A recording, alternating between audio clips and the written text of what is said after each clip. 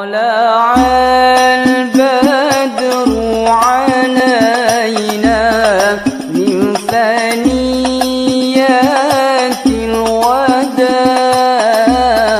وجب الشكر علينا. Assalamualaikum warahmatullahi wabarakatuh. Bismillahirrahmanirrahim. Alhamdulillahi rabbil alamin wa bihi nasta'inu ala umurid dunya waddin. Wassalatu wassalamu ala asyrafil anbiya wal mursalin sayyidina wa habibina wa syafi'ina wa maulana Muhammadin wa ala alihi wa ashabihi wa man tabi'ahum bi ihsanin ila yaumiddin, amma ba'du. Subhanaka la ilma lana illa ma 'allamtana innaka antal alimul hakim. Allahumma anfa'na bima 'allamtana wa 'allimna ma yanfa'una wa zidna ilman nafi'a bi rahmatika ya arhamar rahimin. Amin.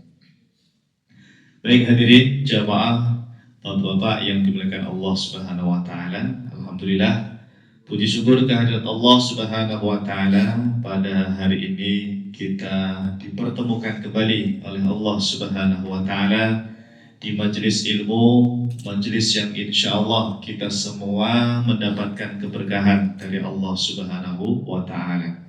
Dan semoga kita semua yang hadir senantiasa ditambahkan oleh Allah Subhanahu wa taala ilmu yang bermanfaat, ilmu yang barokah fid dunya wal akhirah. Amin ya rabbal alamin. Baik hadirin jamaah Bapak-bapak yang dimuliakan Allah Subhanahu wa taala, kabar baik dan sehat ya semuanya? Alhamdulillah ya Allah, semoga sehat selalu, berkah umurnya. Amin. Baik hadirin jamaah yang dimuliakan Allah Subhanahu wa taala, mengingat beberapa pekan lagi insya Allah kita akan memasuki bulan Dzulhijjah ya. Kalau tidak salah nanti tanggal 1 Dzulhijjah itu bertepatan dengan 28 Mei ya. 28 Mei itu tanggal 1 Dzulhijjah. Berarti lebarannya kapan Pak itu? Ya? Tanggal 8 Juni. 6 apa 8? 6 ya, 6 Juni ya. Betul, 6 Juni ya, hari Jumat itu ya, Masya Allah. Baik, kita akan persiapan murojaah kembali tema seputar fikih kurban ya. Sebelumnya saya ingatkan kembali bahwa di dalam Al-Quran Allah Subhanahu wa ta'ala menyebutkan ada arba'atun hurum jamaah, yaitu di dalam surah At-Taubah ya, ayat ke-36 Allah menyebutkan arba'atun hurum, ada 4 bulan yang hurum. Hurum itu kalau kita buka tafsir Jalalain Pak ya, tafsir Al-Jalalain itu maknanya adalah muharramah, bulan yang dimuliakan oleh Allah Subhanahu wa taala setelah Ramadan ya, setelah bulan Ramadan. Nah, apa saja itu selain Ramadan? Yang pertama itu Muharram, itu termasuk bulan yang dimuliakan oleh Allah. Kemudian yang kedua itu Rajab Pak ya, yang saya beri warna merah, Rajab itu termasuk arba'atun hurum. Kemudian yang ketiga bulan Dzulqa'dah. Sekarang nih Pak, kita berada di bulan Dzulqa'dah ya, bulan yang dimuliakan oleh Allah Subhanahu wa taala, dan nanti sebentar lagi bulan depan kita masuk bulan Dzulhijjah. Para ulama mengatakan beribadah di 4 bulan ini Pak, itu pahalanya dilipat gandakan oleh Allah. Bahkan Imam Ibnu Katsir mengatakan kalau kita melakukan dosa juga sama Pak. Ya Allah, hati-hati ya. Kita mesti menjaga diri jangan sampai melakukan perbuatan maksiat di bulan yang dimuliakan oleh Allah Subhanahu wa taala. Baik. Nah, selanjutnya sebelum kita masuk ke tema kurban, ada satu riwayat yang sahih ya, diriwayatkan oleh Al-Imam Al-Bukhari dan yang lainnya tentang anjuran memperbanyak amal soleh khususnya di 10 hari pertama di bulan Dzulhijjah. Berarti nanti Pak, mulai tanggal 28 Mei itu ya, sampai nanti 6 Juni ya, berarti ya, 10 hari itu ya, betul ya. Mulai dari 28 Mei, tanggal 28 Mei sampai 6 Juni itu 10 hari pertama bulan Dzulhijjah Pak namanya ya. Baginda Rasulullah Shallallahu Alaihi Wasallam disebutkan oleh Sayyidina Ibnu Abbas radhiyallahu anhu bahwa Rasulullah Shallallahu Alaihi Wasallam pernah bersabda, ikuti saya Pak ya, biar nggak ngantuk ini ya, siang-siang ngaji ya. Ma min ayyamin al-amalus salihu fiha ahabbu ilallah min hadhil ayyam, yakni Ashra Dzil Hijjah. Masya Allah. Baik. Jadi kata Rasulullah Shallallahu Alaihi Wasallam, ma min ayyamin, tidak ada hari al-amalus sholihu fiha, yang apabila amal soleh itu dilakukan di dalamnya, ahabbu ilallah, itu paling dicintai oleh Allah, min hadhil ayyam, yakni Ashra Dzil Hijjah, melebihi 10 hari pertama bulan Dzul Hijjah. Artinya apa jemaah? Kalau kita melakukan ibadah, misalnya seperti ini ya, kajian, atau kita melakukan zikir, atau sholat, puasa, apalagi Pak, sedekah, membaca Al-Quran, dan sebagainya, itu kalau secara khusus kita lakukan di 10 hari pertama di bulan Dzulhijjah, itu maknanya nanti ahabbu ilallah. Jemaah tahu apa itu tafsir dari ahabbu ilallah? Ada yang tahu? Kalau terjemahnya kan paling dicintai ya. Tapi makna dibalik itu apa maksudnya Pak? Ahabbu ilallah itu apa? Syarah hadis ini apa maksudnya? Nah, menurut para ulama, diantaranya Al-Imam An-Nawawi ya, seorang pakar hadis dalam mazhab Syafi'i, beliau mengatakan yang dimaksud dengan ahabbu ilallah itu adalah Allah memberikan pahala yang tak terhingga, pahala yang sangat besar ya. Ajrun azim gitu. Ajrun azim, pahalanya lebih besar dibandingkan hari-hari yang lain ya. Ya anggap saja mirip Ramadan lah Pak ya. 10 hari pertama Dzulhijjah itu seperti bulan Ramadan yang pahalanya sangat besar. Tapi di antara banyaknya nanti amal soleh yang kita lakukan di bulan Dzulhijjah, yang secara khusus apa saja Pak? Kalau di bulan Dzulhijjah itu puasa kan, ada nanti puasa sunnah ya. Apalagi Pak selain puasa sunnah? Ya, zikir ya, pokoknya banyak lah ya amal-amalan soleh. Tapi yang paling besar pahalanya Pak, kalau khusus di bulan Dzulhijjah apa? Ibadah apa? Kalau yang wajib haji ya, kalau yang sunnah kurban, betul. Dari semua ibadah yang Anda lakukan nanti di bulan Dzulhijjah Pak, selain haji ya, itu pahala yang lebih besar adalah pahala ibadah kurban. Jangan dilewatkan Pak ya. Maka dari sekarang Pak, mari kita berdoa kepada Allah, semoga Allah memudahkan Anda semua nanti di bulan Dzulhijjah bisa berkurban. Amin. Ya. Punya uang banyak tapi belum tentu mau kan Mbak ya? Ya, maka berdoalah dari sekarang, ya Allah, mudahkanlah bagi saya untuk bisa berkurban tahun ini. Begitu Pak, terus berdoa setiap hari sampai nanti di bulan Dzulhijjah ya. Mudah-mudahan Allah berikan kemudahan bagi kita. Amin. Ya. Baik. Untuk dalil kurban banyak ya Pak ya, dalam Al-Qur'an surah Al-Kautsar ini yang sudah sangat masyhur ya. Fasholli li rabbika wanhar. Wanhar ini perintah untuk berkurban ya, menyembelih hewan. Dalam hadis juga banyak, diantaranya riwayat Imam Ibnu Majah. Baginda Rasulullah Shallallahu Alaihi Wasallam pernah bersabda, "Man kana lahu sa'ah wa lam yudhi fala yaqrabanna musallana." Barang siapa memiliki kelapangan rezeki Pak, punya duit banyak ya Pak, duitnya lebih ya, tapi kok tidak mau berkurban, maka kata Nabi, "Fala yaqrabanna musallana." Jangan mendekati tempat musola kami ya. Musola itu tempat sholat kami ya. Nabi mengancam Pak, punya uang banyak kok tidak mau kurban, udah susah dekat-dekat kita ya. Tapi ancaman ini apakah menunjukkan kurban itu wajib Pak? Wajib apa sunnah kurban itu? Ada nggak ulama yang bilang wajib? Nggak ada. Dari 4 mazhab itu sebetulnya ada satu mazhab yang bilang wajib, ada, yaitu mazhab Hanafi ya. Al-Imam Abu Hanifah dan para ulama Hanafiyah mengatakan kurban itu hukumnya wajib Pak bagi yang mampu ya. Adapun mazhab Malikiyah, Syafi'iyah dan Hanabilah ya, termasuk Hambaliyah radhiyallahu anhu ajmain rahimahullahu taala, beliau atau mereka semua para ulama mengatakan sunnah ya, hukumnya Pak sunnah. Dalilnya ini Pak, Bukti bahwa kurban itu sunnah, Nabi pernah mengatakan salatun hunna alayya faraid. Ada 3 perkara Pak, bagi saya wajib Pak, kata Nabi begitu. Bagi saya wajib. Walakum tatawu, tapi bagi kalian wahai umatku hukumnya tatawu. Tatawu itu sunnah, ya, mustahab, ya, sunnah. Apa itu 3 perkara tersebut? An-nahru, yang pertama menyembelih hewan kurban, wal witru, sholat witir, dan waraqata al-fajri, sholat sunnah qobliyah subuh. Ini bagi Nabi wajib itu Pak, bagi Rasulullah Shallallahu Alaihi Wasallam. Tapi bagi kita, Nabi sendiri mengatakan walakum tatawu, bagi kalian hukumnya sunnah. Ya. Maka ini jumhur ulama, mayoritas ulama kita, Maliki, Syafi'i, Hambali itu mayoritas mengatakan sunnah, berarti bukan wajib, ya, tidak wajib kurban itu. Ya. Baik. Kemudian, kalau Anda mampu berkurban jemaah, tapi tidak mau kurban, apa hukumnya jemaah? Kan tadi sunnah ya hukumnya ya.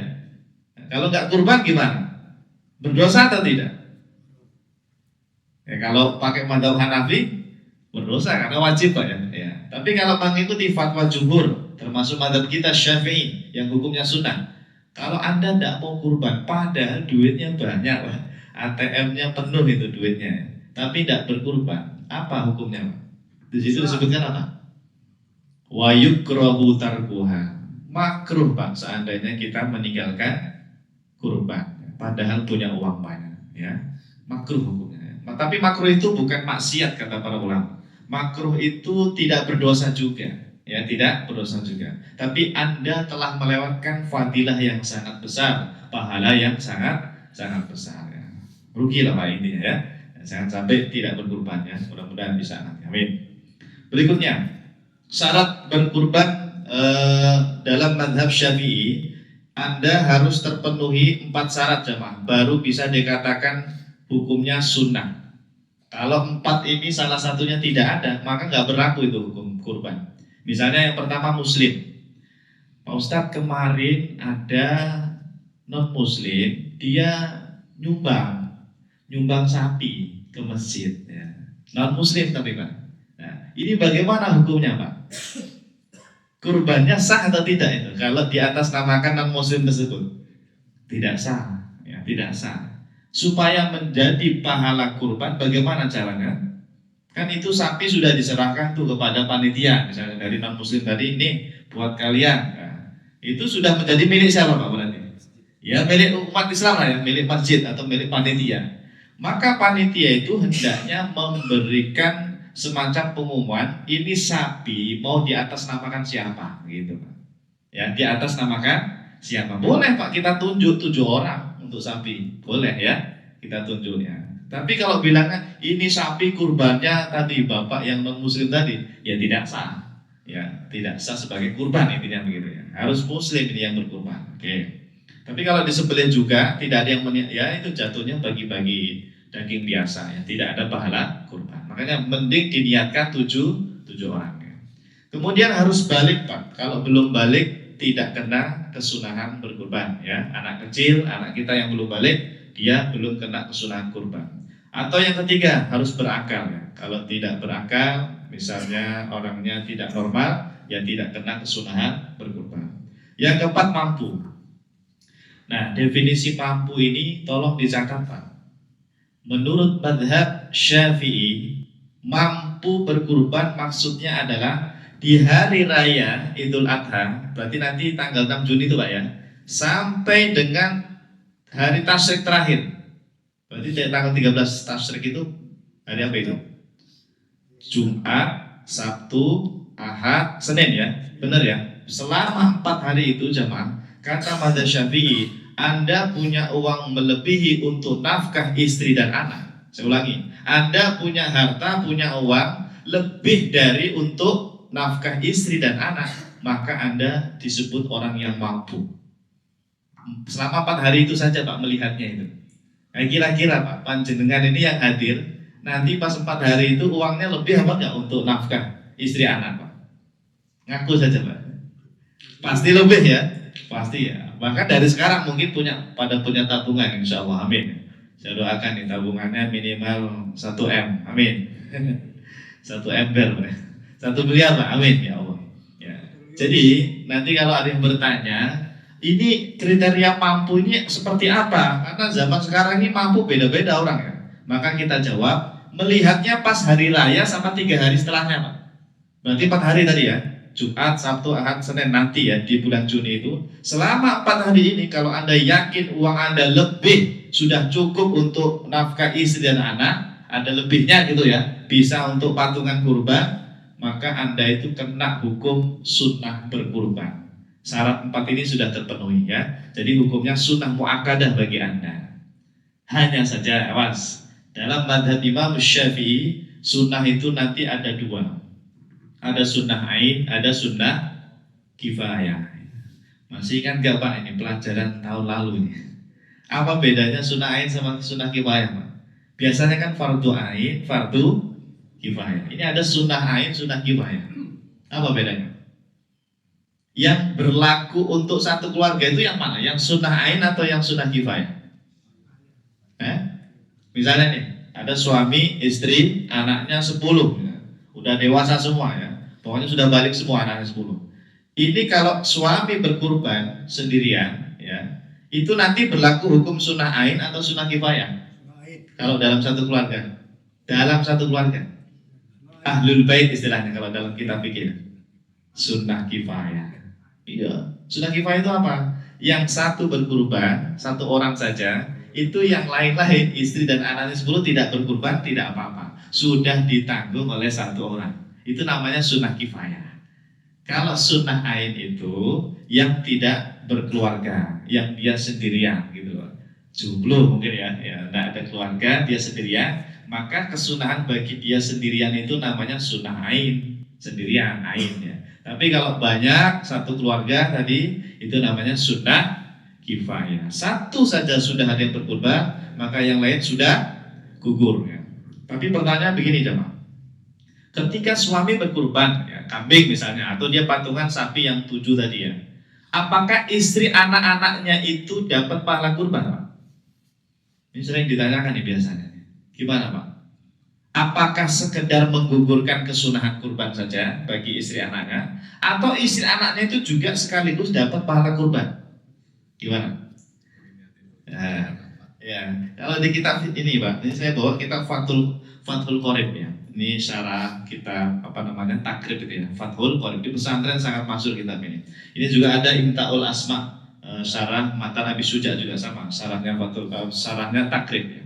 Ternyata di kitab Madzhab Syafi'i disebutkan, seandainya salah satu keluarga tadi berkurban Pak ya, misalnya suami ya berkurban, itu istri dan anak-anaknya hanya gugur kesunahan saja ya, sukutu tolak. Jadi kesunahan itu gugur saja bagi mereka, tidak mendapatkan pahala. La husulu thawab, la husulu thawab. Jadi nggak dapat pahala itu Pak istri dan anaknya, sekedar gugur gitu aja. Kemakruhan itu hilang bagi istri dan anak kalau tidak kurban, udah gitu aja. Tapi tidak dapat pahala kurban. Yang dapat pahala kurban siapa? Ya yang berkurban, suaminya itu ya. Tapi ada tapinya nih Pak. Kecuali kata Imam An-Nawawi, idza asyraka ghairahu bitsawab. Kecuali suaminya ini Pak berniat sharing pahala, itu boleh. Sebagaimana Nabi dulu pernah berkurban 1 kambing Pak, ini untukku, untuk keluargaku dan untuk umatku. Itu maksudnya sharing pahala. Boleh diniatkan tuh, boleh seperti itu ya. Diniatkan untuk al-ishtirak fi tsawab. Tadi sharing pahala, berbagi pahala dengan yang lainnya, itu boleh ya. Baik, berikutnya ini sudah maklum ya, sudah masyhur masalah satu sapi bisa untuk 7 orang, 1 kambing hanya 1 orang. Bagaimana dengan orang yang patungan beli kambing Pak? Bagaimana hukumnya? Boleh nggak patungan beli kambing? Patungan doang boleh. Ya kan? Boleh kan, anak SD itu atau anak sekolahan tuh 1 kelas patungan beli kambing, boleh kan patungan? Boleh ya. Yang selanjutnya itu adalah, boleh nggak kemudian kambing yang dibeli patungan itu diniatkan 1 kelas begitu? Nah itu yang tidak boleh ya. Tidak boleh 1 kambing buat 1 kelas, boleh nggak? Coba dilihat itu Pak, dibaca fatwanya. Wa ajma'u yang paling bawah ya. Wa qala al-Imam An-Nawawi Asy-Syafi'i rahimahullahu taala, yang bawah, wa ajma'u, para ulama salaf ijma itu sepakat, ala anna syata, bahwa sesungguhnya kambing, syah itu kambing atau domba, la yajuzu al-istiraku fiha, tidak boleh untuk bareng-bareng, tidak boleh lebih dari satu orang. Intinya satu kambing ya harus satu orang saja, tidak bisa untuk bersama-sama, tidak boleh ya. Kalau patungan belinya boleh nggak tadi? Boleh, silakan Pak, patungan beli kambing. Tapi ketika mau diniatkan untuk kurban, tidak boleh atas nama orang banyak, tidak boleh. Yang niat kurban harus satu orang. Nah itu Pak, kebanyakan orang itu salah paham, mengira satu kambing bisa untuk satu keluarga, satu kambing satu kelas gitu, satu kambing satu kampung. Enggak begitu Pak. Satu kambing satu keluarga itu tadi bisa jadi yang tadi ya, yang sudah kifayah tadi, maksudnya yang berkurban satu, yang lain sudah gugur ya. Tetap satu orang yang berniat itu Pak, satu kambing itu ya, yang berkurban satu orang. Oke. Nah ini sudah maklum ya, insya Allah ya, sudah masyhur. Tinggal diarahkan saja Pak, itu yang anak-anak SD atau anak-anak di sekolah itu ya, yang patungan kambing itu sebaiknya ketika mau dikurbankan, yang niat kurban satu orang, gurunya gitu biasanya begitu. Berikutnya, nah ini yang agak sulit untuk dipraktekkan di Indonesia jamaah. Di beberapa masjid itu ada jamaah dia berkurban atas nama orang tua yang sudah meninggal. Pas ditanya panitia, emang dulu bapakmu pernah wasiat? Emang dulu emakmu pernah wasiat? Dijawab sama yang jamaah ini, enggak pernah sih, enggak pernah ngomong apa-apa orang tua. Pokoknya ini inisiatif dari saya sebagai anak, pengen aja kurban atas nama orang tua yang sudah meninggal. Ini Pak, kalau menggunakan madzhab Syafi'i tidak sah Pak berkurban atas nama orang yang sudah meninggal dunia dan tidak ada wasiat. Ya, tidak ada wasiat dari almarhum itu tidak sah.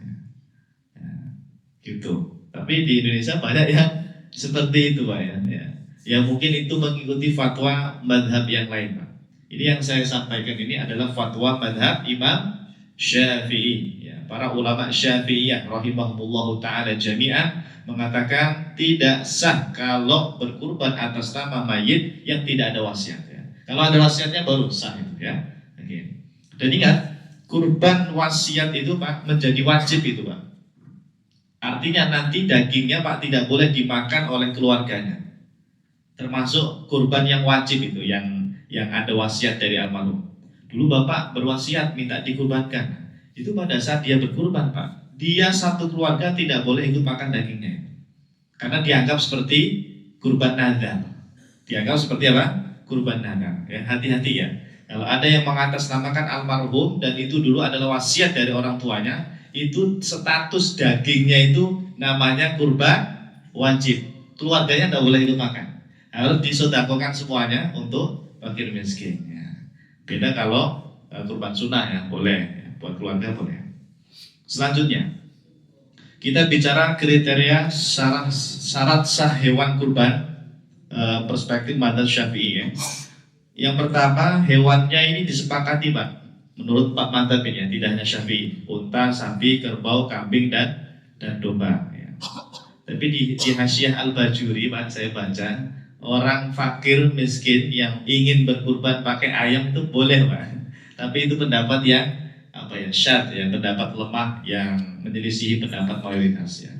Jangan dipraktekkan Pak ya. Kurban pakai bebek gitu ya, ke masjid itu bawa bebek jangan ya.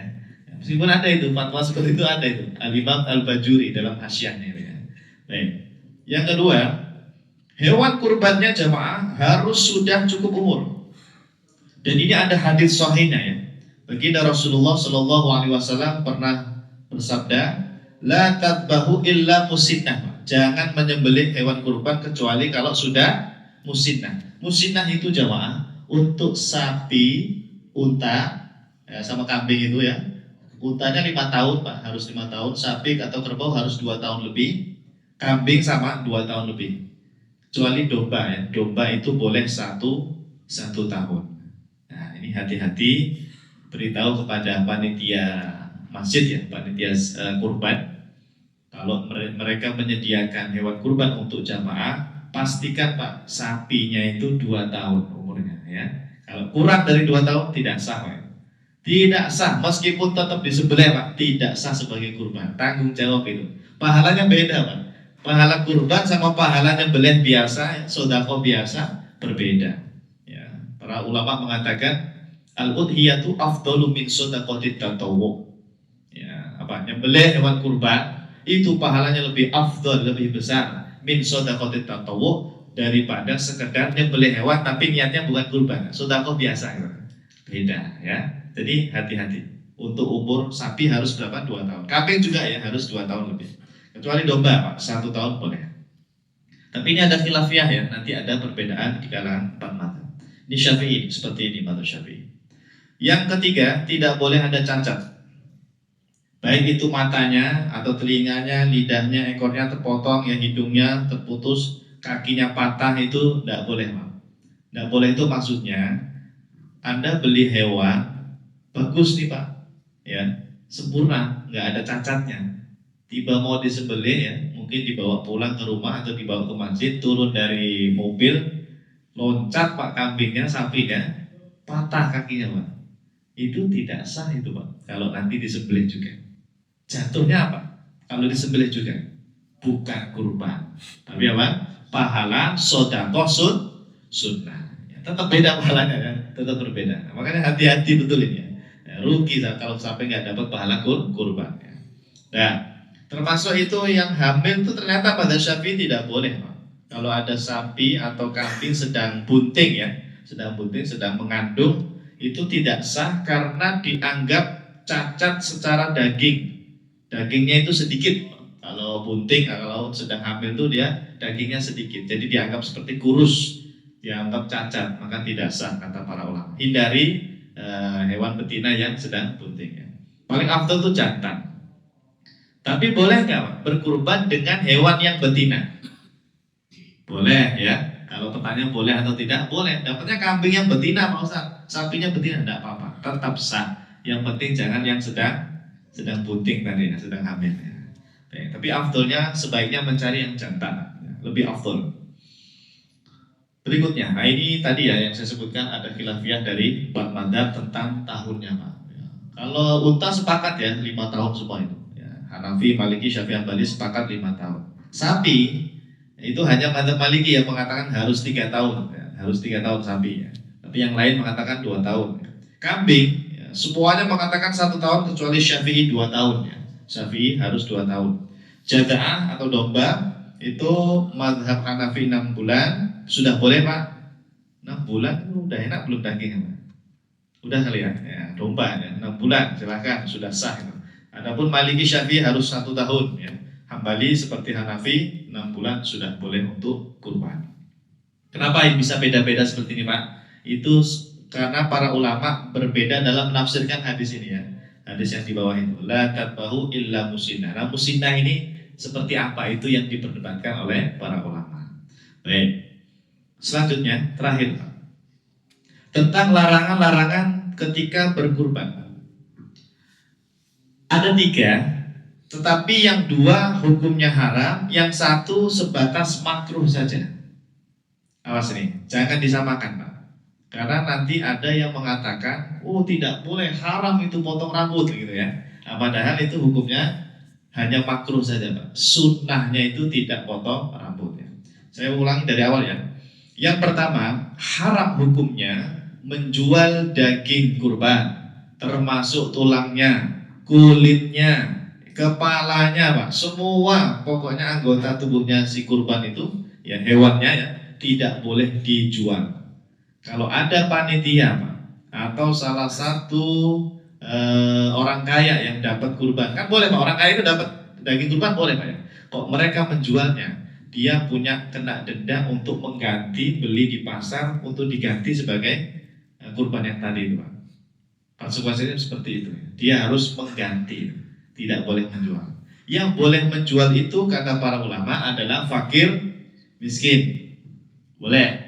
Jadi kulit kurban atau daging kurban itu bagikan aja dulu Pak, dibagikan saja dulu. Nanti setelah diterima oleh fakir miskin atau warga ya, biar mereka Pak yang menjual. Tapi ingat ya, khusus fakir miskin saja yang boleh menjual.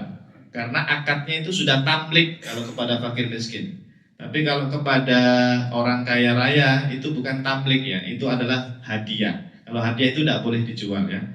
Dalam artian dia itu hanya boleh memakannya saja orang kaya itu ya, tidak boleh menjual.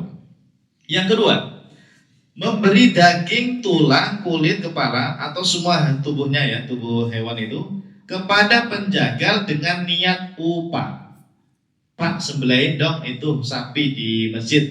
Nah, ada banyak tuh sapi, kambing. Nanti upahnya kepala ya buat Anda. Itu tidak boleh Pak. Niatnya upah ya, tidak boleh. Tapi kalau begini boleh nggak Pak? Pak, tolong sembelihkan itu sapi ada 10, kambing itu ada 10, tolong sembelihkan. Nanti kami bayar sekian. Ya, dikasih duit Pak, dikasih amplop ya. Buat jasanya, jasa menyembelih ya, kasih uang ya. Dan nanti kami akan berikan sebagai hadiah nih kepalanya atau kulitnya buat Anda. Yang seperti itu boleh atau tidak? Boleh ya. Kenapa boleh? Karena ngasih kepala, ngasih kulitnya itu niatnya bukan upah. Upahnya tadi Pak, dari uang tadi, sudah dari uang tadi. Ya, kalau ngasih biasa daging, kepala, kulit itu tidak apa-apa ya. Jangan niat upah. Yang dilarang oleh Nabi itu niat upah, ujroh tidak boleh. Yang ketiga, nah ini awas Pak. Ini bukan haram ya, memotong rambut, bulu, mata, kemudian alis, kumis, jenggot, bulu ketiak termasuk bulu kemaluan Pak, dan kuku. Menurut Madzhab Syafi'i itu sunnah saja Pak. Sunnahnya jangan potong. Sejak Anda berniat kurban, misalnya tanggal 1 Dzulhijjah sudah setor uang, sudah niat kurban ya, itu sampai nanti hewannya disembelih, hukumnya makruh Pak Anda potong rambut, itu tidak boleh. Tapi bukan haram ya, bukan haram, sebatas makruh. Jadi sunnahnya sih jangan potong. Tapi kalau terlanjur potong rambut, potong kuku, maka tidak berdosa. Kenapa? Karena hukumnya hanya makruh saja, sebatas makruh saja ya. Beda dengan yang atas ya. Tolong bedakan nomor 1 dan nomor 2. Kalau itu haram, haram itu berdosa Pak kalau dilakukan ya. Tadi konsekuensinya dia harus mengganti itu ya, yang dia jual tadi atau yang dia kasih upah. Baik, terakhir jemaah. Nah, siapa yang boleh menerima daging kurban? Para ulama membagi menjadi 2. Ada kurban sunnah, ada kurban wajib. Kurban wajib itu yang nazar tadi Pak, atau yang atas nama almarhum. Yang pertama kurban sunnah, kurban yang selama ini kita lakukan Pak, tidak ada niat nazar, tidak ada niat untuk almarhum ya. Pokoknya niat kurban gitu aja ya. Itu namanya kurban sunnah. Maka yang boleh menerima dagingnya adalah pertama si pengkurban dan keluarganya boleh. Bahkan diizinkan oleh Nabi Shallallahu Alaihi Wasallam ngambil 1/3, tapi itu maksimal. Bolehkah ngambil sedikit saja Pak? Boleh. Ya, 1/3 itu maksudnya maksimal, tidak harus 1/3 Pak. Umpama sapi ya, 1/3-nya itu Pak buat si pengkurban gitu Pak. Tapi tidak harus 1/3 ya. Dalam artian itu 1/3 itu hanya maksimal saja. Artinya boleh ngambil sedikit saja tidak apa-apa, sedikit saja tidak apa-apa ya. Oke, jadi pengkurban keluarganya juga boleh ya. Yang kedua, panitia kurban, penjagal dan sebagainya boleh Pak dapat daging kurban ini boleh, kasih semuanya. Termasuk al-aghniya. Aghniya itu orang kaya. Awas, kurban berbeda dengan zakat ya. Kalau zakat memang khusus itu Pak. Tapi kalau kurban orang kaya boleh Pak kita beri. Panitia tolong berikan semua warganya Pak. Jangan hanya dipilih yang fakir miskin saja ya. Yang kaya raya juga dapat, biar semuanya dapat berkah daging kurban. Nah, kalau yang nomor 4 fakir miskin itu udah pasti, bahkan diwajibkan. Maksudnya apa diwajibkan? Hewan yang Anda sembelih itu harus ada bagian dagingnya yang diberikan kepada fakir miskin. Artinya tidak boleh buat orang kaya semua misalnya.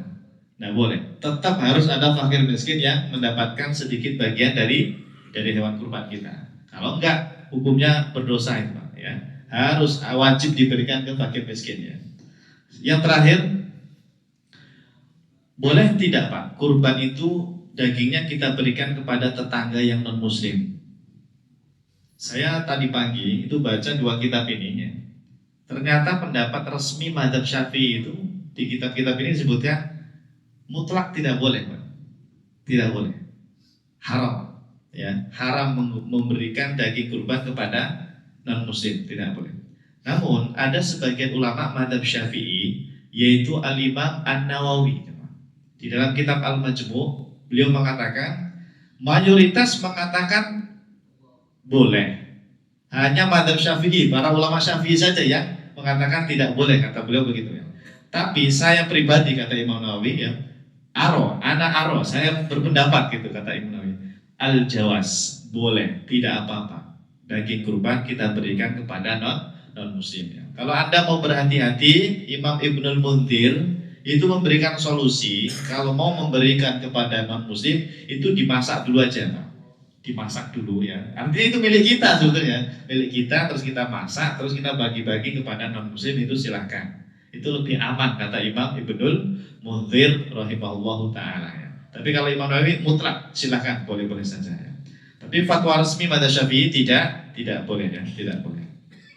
Terakhir, adapun kurban wajib atau kurban nadar, para ulama sepakat tidak boleh untuk siapapun kecuali hanya untuk fakir miskin saja. Ya, fakir miskin saja. Yang berkurban tidak boleh ikut makan, keluarganya tidak boleh juga ya. Atau panitia yang kaya raya tidak boleh. Tapi yang fakir miskin boleh ya. Baik. Wallahu a'lam bishawab. Alhamdulillah, kajian tentang fikih kurban secara singkat cukuplah ya. Ini banyak soal, kalau mau nanti dibahas, kalau enggak ya silakan tanya jawab dulu, silakan. Mungkin ada pertanyaan, monggo, masih ada waktu 5 menit atau 10 menit. Silakan. 5 menit ya? Ya, silakan. Bismillah atas paparan materi terkait fikih kurban. Bagi jamaah yang ingin bertanya, mungkin satu penanya saja. Baik, silakan.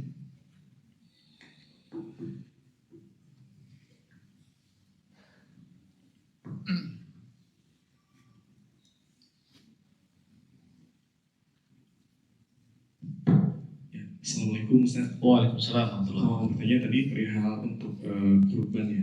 Jadi kalau misalkan ada ini sih ada dua ya. Yang pertama tuh kurban, kan kalau nggak di depan tuh dikatakan bahwasanya syarat kurban itu adalah muslim dan balik. Ya. Nah, misalkan kita sebagai orang tua biasanya kan misalkan punya anak yang masih kecil, terus kan suka bilang nih misalkan tahun kemarin adalah ayahnya, ibunya, terus besok dede aja misalkan atau anak dia. Nah ini kan misalkan masih umur 3 tahun, 4 tahun. Berarti gitu. Belum balik ya? Belum balik berarti kan. Dan mereka kan suka tuh orang tuh kayak gitu ya. Sekarang berarti anak giliran, biasanya kan giliran ya, jadi kan sekarang dulu jadi suami istri terus ke anak misalnya. Nah itu seperti apa tuh hukumnya untuk yang perihal yang untuk anak. Nah yang kedua tadi di akhir bilang untuk kurban yang nazar ataupun yang buat almarhum. Itu apakah emang kaidahnya seperti apa nanti untuk kurban yang almarhum dalam ini ya saya bilang. Kalau misalkan ada kakek atau misalkan ada orang tua lah yang kita sudah almarhum, memang apakah kita bisa berkorban untuk dia, tapi apakah nggak baiknya harus yang misalnya yang hidup dulu, maksudnya yang masih hidup gitu untuk di seperti itu kan. Mohon arahannya. Terima kasih. Assalamualaikum warahmatullahi wabarakatuh. Baik. Yang pertama, kalau suami istri tadi sudah pernah berkurban ya, tahun lalu, tahun-tahun sebelumnya suami, atau tahun lalu adalah istri. Ini bagaimana kalau tahun ini berkurban untuk atas nama anak, Pak Ustaz? Tapi anaknya belum balik ya, belum balik. Maka secara hukum syariat, Pak, dia tidak akan mendapatkan pahala kurban. Tidak bisa disebut sebagai kurban. Tapi kalau disembelih juga, ya tidak apa-apa. Tapi disembelihnya itu namanya bagi-bagi daging biasa, bukan namanya kurban. Artinya Pak, malaikat itu tidak punya tugas untuk mencatat anak kecil tadi dapat pahala kurban ya, karena belum kena hukum sunnah begitu ya. Maka lebih baik begini saja, sapi tadi atau kambing tadi itu di atas namakan orang tua lagi aja ya, suami tadi atau bapaknya atau ibunya tadi, suami istri tadi, bergantian saja ya. Untuk anak nanti kalau dia sudah balik baru kita atas namakan dia nanti bergantian gitu ya. Kalau belum balik secara hukum syariat tidak bisa disebut sebagai kurban ya. Jadi gini aja, atas nama suami, nanti tahun depan istri, nanti suami lagi istri, begitu terus Pak, sampai nanti menunggu anaknya balik begitu ya. Dan ingat, saya ingatkan tadi, kalau suami berkurban atau istri berkurban, tolong niatkan pahalanya juga untuk satu keluarga. Karena kalau tidak diniatkan, tadi kata para ulama kan hanya sukutu tolab saja ya, bukan husulu at-thawab. Jadi hanya sekedar menggugurkan kesunahan bagi suami atau bagi istri. Sebaiknya diniatkan apa? Pahalanya untuk satu keluarga. Ya. Tapi pahalanya beda dengan pahala yang berkurban ya, beda itu ya. Baik. Yang kedua, kalau ada misalnya orang tua yang sudah meninggal atau kakek nenek tadi ya, nah, pertanyaannya itu mana yang kita dahulukan gitu maksudnya? Ya kalau yang masih hidup kita ini belum pernah berkurban, maka dahulukan yang hidup dulu Pak. Iya, dahulukan yang hidup dulu. Saya belum pernah kurban nih, istri saya belum pernah kurban. Sebaiknya atas namakan dulu keluarga yang masih hidup. Nanti kalau sudah selesai misalnya ya tahun depan pengen kurban lagi atas nama almarhum. Tapi tidak ada wasiat nih Pak masalahnya dari kakek nenek ya, dari orang tua. Ya itu secara hukum syariat fikih madzhab Syafi'i tidak boleh, tidak sah. Ya. Tapi kalau Anda mengikuti fatwa madzhab lain itu boleh. Hanafi, Maliki dan Hambali itu tetap sah kurban atas nama almarhum meskipun tidak ada wasiat. Ya. Jadi yang harus ada wasiat itu hanya madzhab Syafi'i Pak. Setahu saya hanya madzhab Imam Syafi'i. Harus ada izin istilahnya dari almarhum sebelum dia meninggal gitu. Wallahu a'lam bishawab. Baik, cukup? Terus satu lagi, ya terakhir ya.